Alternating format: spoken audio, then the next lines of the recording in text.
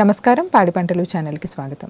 ఈరోజు అభ్యుదయ రైతుల పరిచయ కార్యక్రమానికి డాక్టర్ బిఆర్ అంబేద్కర్ కోనసీమ జిల్లా కొత్తపేట మండలం వాడపాలెం గ్రామానికి చెందిన శ్రీ బండారు నాగేశ్వరరావు గారు మన పాడి పంటలు ఛానల్కి రావడం జరిగింది. వీరు గత 30 సంవత్సరాలుగా కొబ్బరి తోటలను సాగు చేస్తూ కొబ్బరిలో వీరు అంతర పంటలు కూడా సాగు చేస్తూ మేలైన యాజమాన్యం పాటిస్తూ ఉన్నారు. ఇప్పుడు కొబ్బరి పంటల సాగు గురించి, అదేవిధంగా కొబ్బరి పంటలలో వేసుకునేటువంటి అంతర పంటల సాగు గురించి మన పాడి పంటలు ఛానల్ ద్వారా వివరిస్తారు. ముందుగా పాడి పంటలు ఛానల్ మరియు స్టూడియో నుండి నమస్కారాలండి.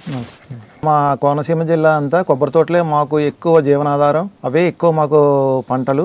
ఎకరానికి రామారం ఒక 60 చెట్ల వరకు మనం నాటుతాం.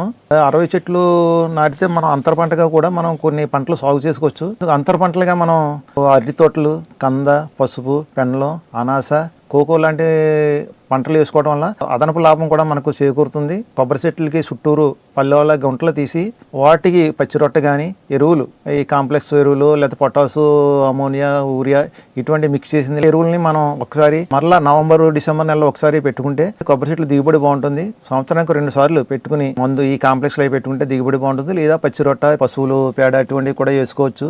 లేదంటే కొబ్బరి చెట్లు పల్లెలు కడతాం కూడా అందులో కొబ్బరి పీసు, కొబ్బరి ఆకులు ఇటువంటివి నేల తేమ ఆరకుండా కూడా మనం పల్లెల కింద వేసుకుంటే వేసవకాలంలో మనకి బంతిలా పుచ్చది రాలిపోతూ ఉంటుంది, అది రాలకుండా నివారించవచ్చు. కొబ్బరి కూడా మనకి ఎక్కువ కాయలు వచ్చే అవకాశం ఉంది. కలుపు మందులు కొడుతున్నాం కాబట్టి కలుపు మొక్కలు రాకుండా నివారించుకోవచ్చు. అంతర పంటలు వేసుకున్నా కలుపు నివారణ అవుతుంది.